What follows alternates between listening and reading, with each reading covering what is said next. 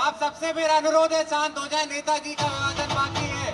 आप सबसे मेरा अनुरोध है, बाकी रहे अभी नेताजी का विभाजन बाकी। ये शिवपाल यादव की रैली का मंच है और मुलायम सिंह यादव मंच पर इसलिए हैं क्योंकि अखिलेशवादी और शिवपालवादी दोनों का मानना है कि जहां नेताजी हैं वहां विजय है। नेताजी पर बढ़ती उम्र का असर साफ दिखाई देने लगा है, सुनाई देना कम हुआ है।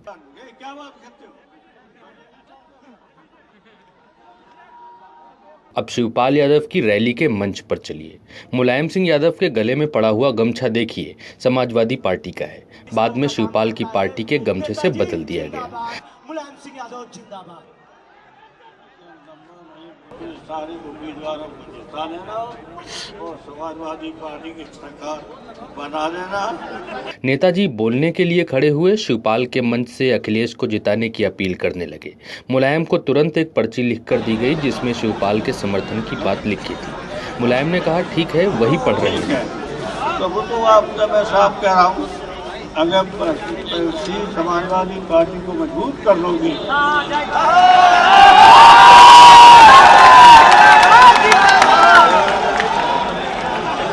ठीक है। तो मैंने आपसे बताई दिया है, समाजवादी पार्टी को मजबूत करना है, यही पार्टी लड़ेगी और आप ही लोग लड़ेंगे। फिर शिवपाल के कार्यकर्ताओं ने वोटिंग करनी शुरू कर दी। हमारा वैसे ही टाइम हो रहा है। अगर नहीं आप सुनना चाहते हैं, यही क्या बात, सुनना क्यों नहीं चाहते, भागा यहाँ से। नहीं सुनना चाहते तो जाइए। और फिर से दूसरे राउंड में नेताजी ने चीन से होते हुए अखिलेश को जिताने की अपील कर दी। फिर से दूसरी बार लिखी हुई पर्ची मंगाई गई।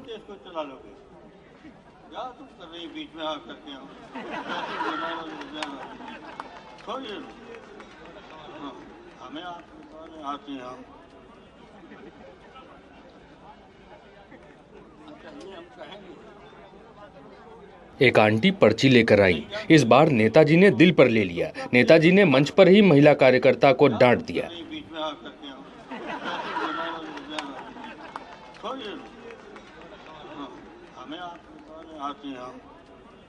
फिर से नेताजी ने शाब्दिक उड़ान भरी। फिर से चीन के बॉर्डर को टच करते हुए नौजवानों को देश का भविष्य बताया।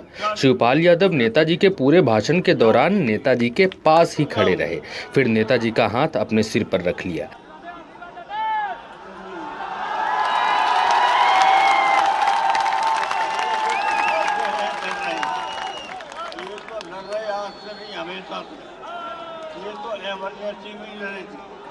कहा, नेताजी आशीर्वाद दे दीजिए। नेताजी ने कहा, तथास्तु, समाजवादी पार्टी को ही वोट देना। शिवपाल बहुत समय से लड़ रहे हैं। फिर से नेताजी बोलने लगे। भाषण का आखिरी छोर शुरू हो चुका था, लेकिन मुलायम की गाड़ी अभी भी अखिलेश की जीत का भोंपू बजा रही थी। इसके बाद नेताजी को तीसरी चिट्ठी सौंपी गई। इस बार बताया गया कि ये पढ़ दीजिए। समाजवादी पार्टी की सरकार बना देना और इसलिए हम कहते हैं कि अगर सीट जो आपके हैं और जो शिवपाल को और आपके संबंध में शिवपाल को मजबूत करना है।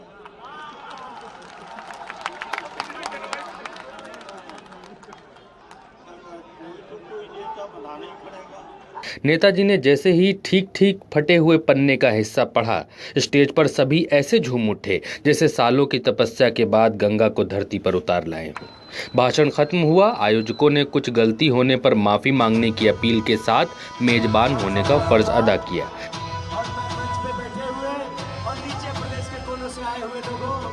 अगर कभी हम लोगों ने पूरा प्रयास किया, फिर भी अगर आयोजन समिति से कोई कमी रह गई हो तो हम आपसे हाथ जोड़ करके माफी मांगते हैं।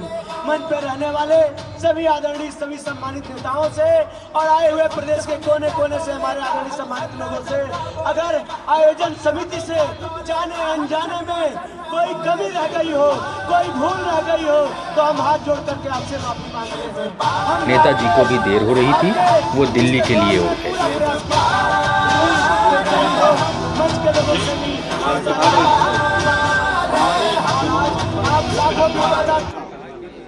केवल हाथों से लड़े थे। सारे उम्मीदवारों को जिता देना और समाजवादी पार्टी की सरकार बना देना।